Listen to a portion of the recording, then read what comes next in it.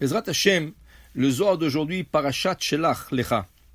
Il dit ici le Zohar, Rabbi Yehuda, Ava Azil Beocha, Bade Rabbi Abba, Sha'ale, Amar Milachada, Ben Ale Sha'ala. Rabbi Yehuda était en train de marcher dans la route avec Rabbi Abba.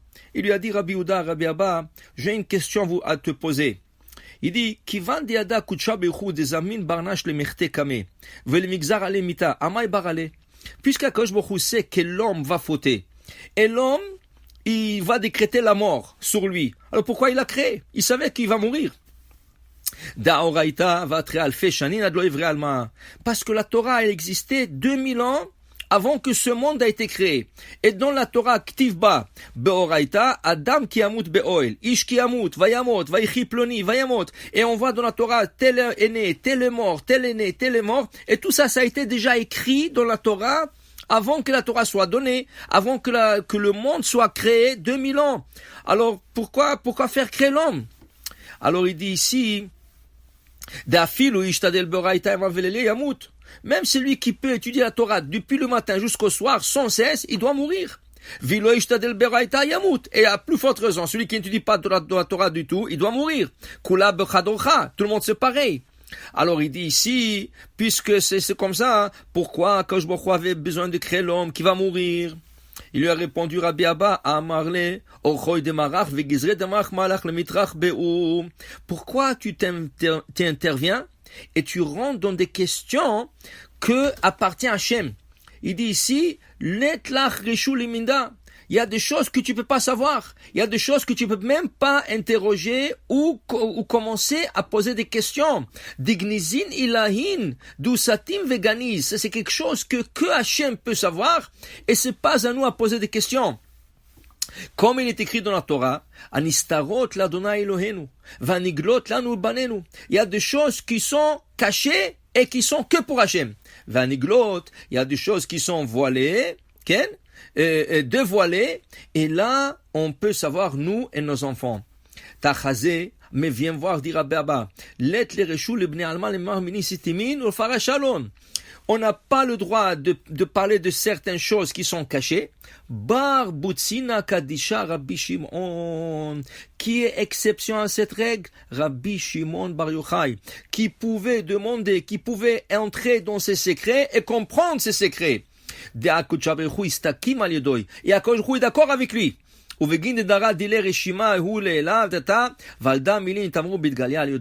C'est pour ça que dans le livre de Zohar, il y a des secrets qu'on n'avait pas le droit de parler, qu'on n'avait pas le droit d'interroger ou d'étudier, jusqu'à qu'il est venu Rabbi Shimon Bar Yochai et il les a cachés dans le livre du Zohar. Et il dit ici, et une génération comme Rabbi Shimon Bar Yochai n'existera pas jusqu'au temps du Mashiach. Quelle est la grandeur de Rabbi Shimon Bar Yochai? Quelle est la grandeur de ce livre de Zohar où il y a des secrets que des fois on lit, on ne comprend pas, et Rabbi Shimon Bar Yochai a caché des secrets que lui a compris dans ce monde, ce type de secrets, et que lui qui avait accès à ces secrets. Alors voilà. Je voulais partager avec vous une petite histoire de un grand tzaddik. La semaine dernière, c'était Saïloula, Rabbi Aaron Agadol mi Karlin. Rabbi Aaron de la ville de Karlin. Rabbi Aaron de Karlin était un des élèves du Maggid Mimezrich. Le Maggid Mimezrich, il avait cet élève. Et cet élève, qui était un grand tzaddik, un grand rebbe, malheureusement, il a quitté ce monde très tôt, à l'âge de 36 ans. Et on raconte, dans l'année où ce tzaddik est niftar, il était avec le Maggid Mimezrich. Et là, c'était vers la fin c'était vers la période de Pesach. Et le rabbi Aaron de Karlin, il est venu chez son maître, le Maggid Mimezrich, et pour fêter un peu avec lui. Et là, quand il a quitté, alors le Maggid Mimezrich, il lui a sauté un bracha vaslacha et il est parti.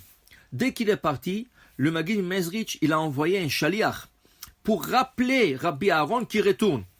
Alors quand il est retourné, le Rav Mimezrich lui a dit bracha vaslacha, va en paix, tout est bien. Il lui a rien parlé. Alors il n'a pas compris pourquoi il l'a appelé.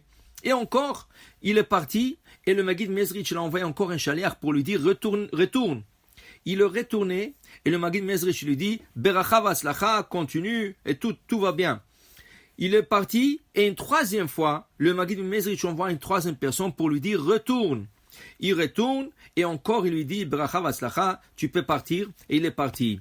Cette année-là, quand il est arrivé chez lui, pas longtemps après, Chol HaMoed, Pesach, le Rabbi Aaron de Karlin a quitté ce monde.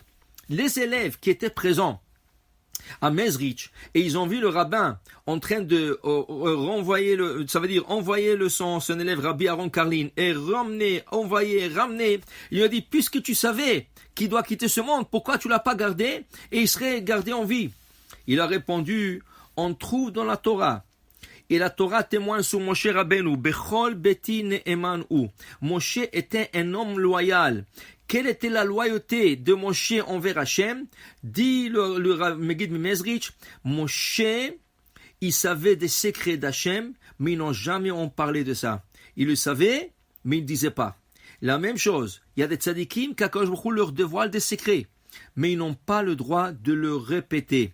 Alors il a dit que même s'il savait que Rabbi Aaron Karlin devait quitter ce monde, il ne pouvait pas le dire. Alors pour dire qu'il y a des choses qu'on n'a pas le droit de dire, c'est pas tout qu'on a le droit de dire, alors ça c'est la loyauté envers Hachem, et ça c'est comme dit Rabbi Shimon Bar Yochai, il y a des choses qu'on ne peut pas demander deux fois, mais celui qui sait n'a pas le droit de le répéter. Baruch Adonai le'olam, Amen ve Amen.